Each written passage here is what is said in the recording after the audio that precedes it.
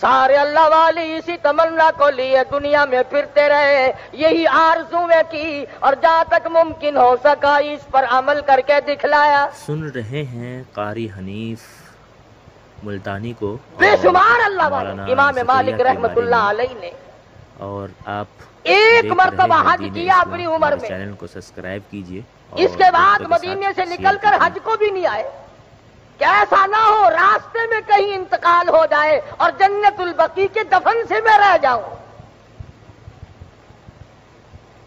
امام مالک رحمت اللہ علیہ نے جتنی عمر مدینہ پاک میں گزاری 3 میل کے ایریے میں پیشاب کبھی نہیں کیا۔ مدینہ پاک شہر میں جوتے پہن کر کبھی نہیں چلے۔ ساری عمر امام مالک نے احترام میں گزار دی۔ اتنا ادب تھا ان حضرات میں، امام مالک رحمت اللہ علیہ حدیث شریف پڑھانے کے لیے بیٹھے، چمڑے کے موزے پہن کر آئے ہوں گے، موزے کے اندر بچھو بڑھ گیا، بچھو داخل ہو گیا وٹواں، پہاڑی علاقے کا بچھو امام مالک کو ڈک مارتا ہے پیر میں۔ سارے شاگرد دیکھنے والے سمجھ رہے ہیں کہ حضرت کو کوئی تکلیف ہو رہی ہے، سارا رنگ پیلا پڑ جاتا ہے۔ کچھ دیر کے بعد اس نے پھر ڈک مارا اور کچھ دیر کے بعد اس نے پھر ڈک مارا۔ گھنٹہ 2 گھنٹہ تیسری جتنی دیر تک حدیث پاک پڑھانی تھی محمد عربی صلی اللہ علیہ وسلم کی، اس کے بعد موزہ اتارا، جب دیکھا تو بچھو نکلا اندر سے، تو سارے شاگرد کہنے لگے حضرت جی ہم بھی سوچ رہے تھے کہ کیا تکلیف ہو رہی ہے، رنگ پیلا پڑ پڑ کے جاتا ہے، تمام شکل بدل بدل کے جاتی ہے، یہ ڈک مار رہا تھا، آپ نے نکال کیوں نہیں دیا؟ فرمایا تم نہیں جانتے، میں اپنے آقا کی حدیث شریف پڑھا رہا تھا، یوں ڈر کے مارے نہیں نکالا، کبھی یہ نہ ہو کہ میری حدیث پڑھاتے ہوئے اور کام میں لگ گیا، بے ادبی نہ ہو جائے، حدیث شریف میری پڑھائے اور بچھوؤں کے پیچھے پڑ گیا۔ اصل تو ہمیں قرآن مجید کی تلاوت کی توفیق ہی نہیں، اور اگر کوئی پڑھتا بھی ہے، قرآن مجید کی تلاوت ہو رہی ہے، دماغ میں دکان گھوم رہی ہے، قرآن مجید کی تلاوت ہو رہی ہے، کاروبار دماغ میں گھوم رہا ہے، نماز کی نیت باندھے کھڑے ہیں اور خدا جانے کہاں کھڑے مسجد میں اور دماغ خدا جانے کہاں پہنچا ہوا ہے۔ یہی وجہ ہے کہ آج نہ تیری نماز میں روح ہے، نہ میری نماز میں خشوع ہے، نہ قرآن مجید کی وہ برکتیں ہیں، نہ وہ رحمتیں ہیں، نہ وہ سعادتیں ہیں۔ کیوں؟ اس لیے کہ اپنے اندر وہ بات ہم نے پیدا کی ہی نہیں جو اللہ والوں نے کی تھی۔ مولانا محمد قاسم صاحب نانوتوی رحمت اللہ علیہ مدینہ پاک شہر سے کئی میل ادھر کو ہے، گنبد خضرا کی روشنی نظر آ گئی، سواری سے نیچے اتر گئے، جوتا اتار کر بغل میں دبا لیا، پیدل چلنے لگے۔ رات کا وقت ہے، پاؤں زخمی ہو گئے، لہولہان ہو گئے، پیدل چل رہے ہیں۔ ساتھی کہنے لگے حضرت جی سواری خالی جا رہی ہے، آپ اونٹ پہ سوار ہو جائیں، ڈاچی پہ سوار ہو جائیں، رات کا وقت ہے۔ جوتا بھی اتار لیا، رو پڑے اور فرمانے لگے روتے ہو لوگوں، سواری پہ سوار ہو کر آقا کے شہر میں داخل ہوتے ہوئے شرم آتی ہے۔ جوتی پہن کر شہنشاہ کائنات کے شہر میں داخل ہوں، مجھے حجاب آتا ہے، مجھے شرم آتی ہے۔ مولانا قاسم نانوتوی رحمت اللہ علیہ جتنے دنوں مدینے پاک میں رہے، ایک دن بھی جوتا نہیں پہنا۔ کبھی اس طرف بیٹھتے ہیں گنبد خضرا کے، کبھی اس طرف بیٹھتے ہیں، کبھی ریاض الجنہ میں بیٹھتے ہیں اور کہتے ہیں جیوں تو سگان حرم کے ساتھ پھروں، جیوں تو سگان حرم کے ساتھ پھروں، اور مروں تو کھائیں مجھ کو مدینہ کے مرغ و مار۔ دعا کرتا ہے نانوتوی اے میرے پروردگار اگر میری زندگی ہو اور میرے سانس باقی ہو، میری جتنی زندگی باقی ہو، اے میرے پروردگار مجھے اس مدینے کے کتوں میں شمار کر لے، میری زندگی کامیاب ہو جائے گی۔ جن کو لوگ بے ادب کہتے ہیں، گستاخ کہتے ہیں، انہیں عظمت نہیں، محبت نہیں، ان میں عشق نہیں، جلال نہیں، ان کا یہ حال ہے۔ مولانا نانوتوی کہتے ہیں کہاں بلندی یہ طور اور کہاں تیری معراج، کہاں بلندی یہ طور اور کہاں تیری معراج، ہوئے ہیں کہیں زمین و آسماں بھی ہموار۔ دعا کی ہے الہ العالمین مجھے مدینے کی موت عطا فرما، مجھے مدینے کا دفن نصیب فرما اور مدینے کے کتوں میں میرا شمار کر لے، آقا کی غلامی کے لیے میں اس پر تیار ہوں۔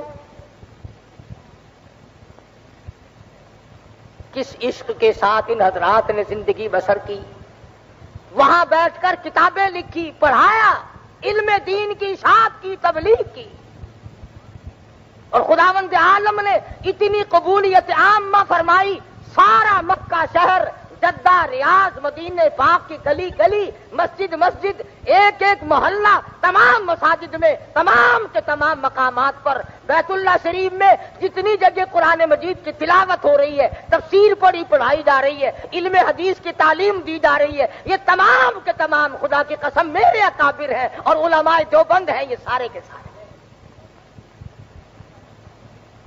اب تمہیں کون سمجھائے؟ اگر میں آج یہ تمہیں کہہ دوں کہ جی رات مجھے خواب نظر آیا تھا، یہ جو سامنے بیری کھڑی ہے قاری حنیف کی مسجد میں، 70 بیماریوں کی دوا ہے اس کے ایک ایک پتے میں، انشاءاللہ اگلے جمعے سے پہلے 10-20 لاکھ روپیہ میرے پاس اکٹھا ہو جائے، اگر پتا ایک نہیں رہے گا بیری پہ۔ مدینے میں برکت نہیں مانتے، کالی کملی والے کے نام میں برکت نہیں مانتے، قرآن میں برکت نہیں مانتے۔ اگر میں جھوٹ مار دوں درخت کے پتوں پہ یقین ہے، کھجور کے پتوں پہ یقین ہے، قبر کی مٹی پہ یقین ہے، اور چشمے کے کنویں اور کے پانی پہ تجھے یقین ہے، اور خدا کے فرمان پر اور مصطفیٰ کریم کے فرمان پر یقین کوئی نہیں۔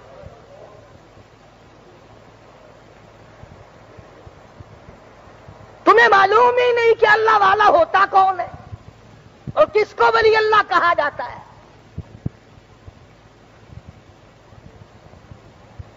اولیاء کرام تو وہ ہیں جو فرض تو درکنار رہا، سنت اور واجبات تو درکنار رہے، کبھی مستحب کو بھی ہاتھ سے نہیں جانے دیا۔ مولانا قاسم نانوتوی رحمت اللہ علیہ کی خدمت میں ایک آدمی آیا اور سبز رنگ کی جوتی بنوا کر لایا حضرت کے لیے، مرید تھا حضرت کا، آگرے سے آیا۔ حضرت نے فرمایا کہا حضرت میں تو بڑی خوشی سے بنا کے لایا ہوں، بڑے شوق سے بنا کر لایا ہوں۔ فرمایا میں نہیں لیتا۔ کہا حضرت کیوں؟ فرمانے لگے تجھے معلوم ہونا چاہیے میں یہی رنگ گنبد خضرا کا دیکھ کے آیا،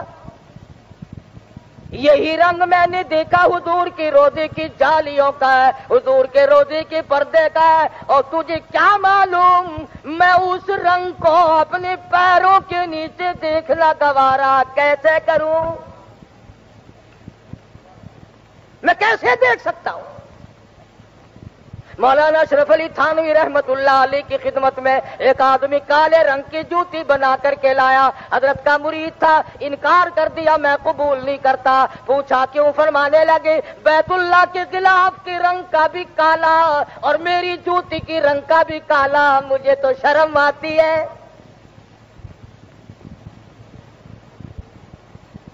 سوٹی اور بیت کے نیچے کے سرے کا حصہ ان اللہ والوں نے ساری عمر میں کبھی قبلے کی طرف نہیں کیا۔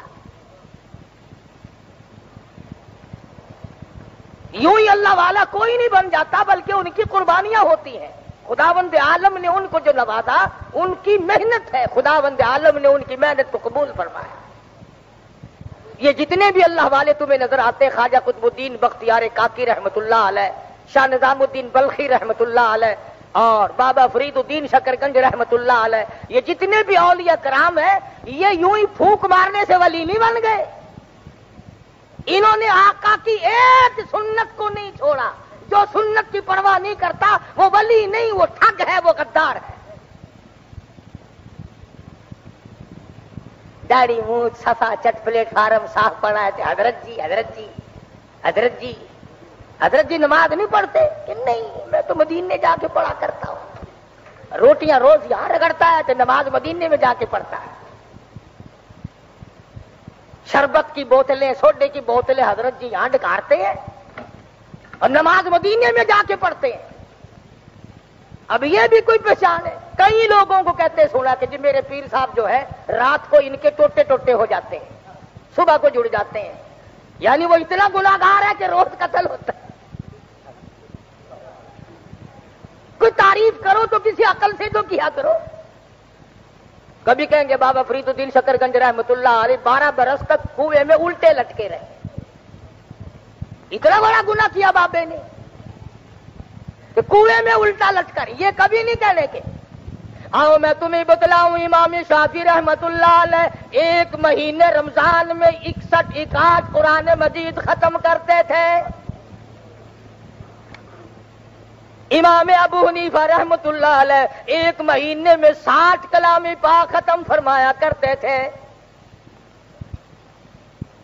حضرت مولانا شاہ عبد الرحیم صاحب رائے پوری رحمت اللہ علیہ رمضان المبارک کے پورے مہینے میں رمضان المبارک میں صرف 2 چپاتیاں کھائی پورے مہینے میں.